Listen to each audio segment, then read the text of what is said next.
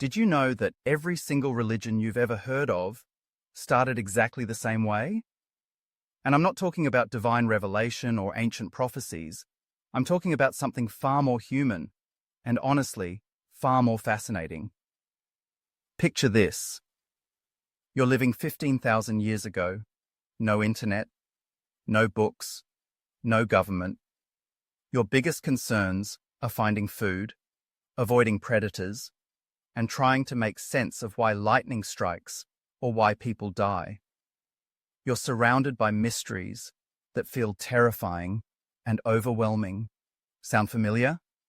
Because even today, we still crave answers to life's biggest questions. Here's what I discovered that changed everything I thought I knew about religion. Every major faith tradition followed the same 5-step blueprint. And once you understand this pattern, you'll never look at spiritual movements the same way again. Step 1. It always starts with one person having an extraordinary experience. Whether it's Moses in the burning bush, Buddha under the Bodhi tree, or Muhammad in the cave of Hira. One individual encounters something that feels completely beyond normal human experience. They don't set out to start a religion.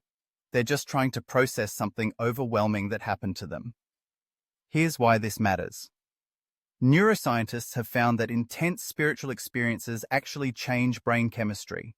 They flood the system with dopamine and serotonin, creating what researchers call religious euphoria.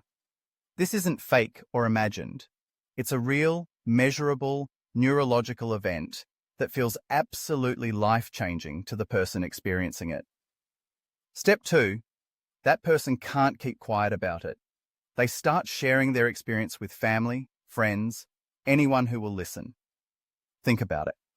If you had what felt like a direct encounter with the divine, could you just go back to your normal Tuesday? Of course not. You'd be compelled to tell people. This is where social psychology kicks in. Humans are wired for storytelling and meaning-making. When someone shares a powerful experience with genuine conviction, it activates mirror neurons in listeners. That's why charismatic leaders throughout history have been able to gather followers simply by speaking passionately about their personal revelations. Step 3. The message gets organized into teachable principles.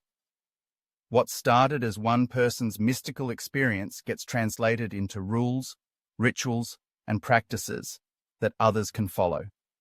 The Jewish Torah, Christian Bible, Islamic Quran, Hindu Vedas, they're all instruction manuals born from someone's attempt to share and systematize their spiritual insights. This happens because the human brain craves structure.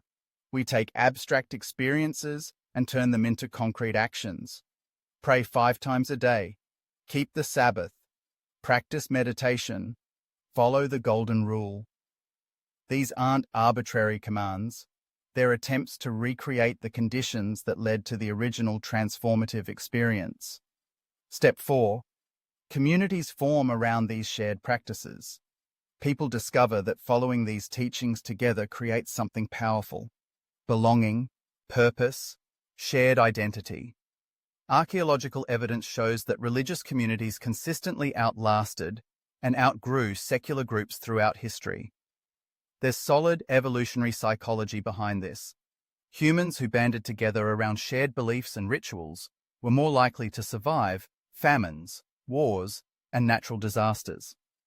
Religious communities created support networks, moral frameworks, and collective action that gave members serious survival advantages. Step 5. The movement spreads beyond its original culture. Christianity went from Jewish sect to Roman religion to global faith. Buddhism traveled from India to Tibet to Southeast Asia to the West. Islam expanded from Arabia across 3 continents. Every major religion eventually transcended its birthplace.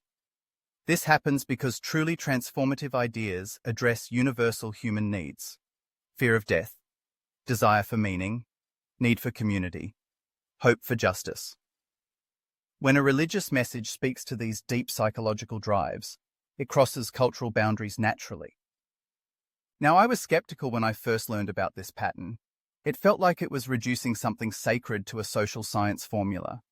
But here's what's remarkable. Understanding how religions develop doesn't make them less meaningful.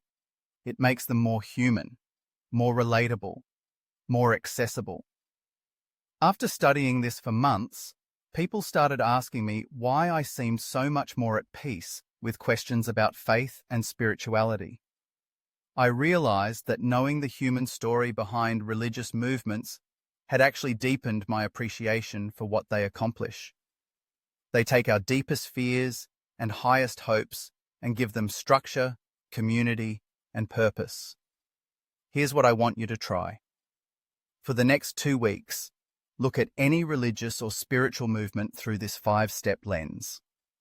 Start with one you're curious about or one you disagree with. Don't judge whether it's true or false. Just observe how it follows this pattern.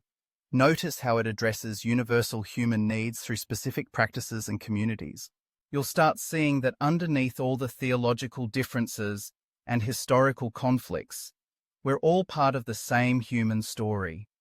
We're all trying to make sense of existence, find our place in the universe, and connect with something bigger than ourselves. The most beautiful thing about understanding how religion really started? It shows us that our search for meaning isn't a bug in human nature. It's a feature. It's what makes us human.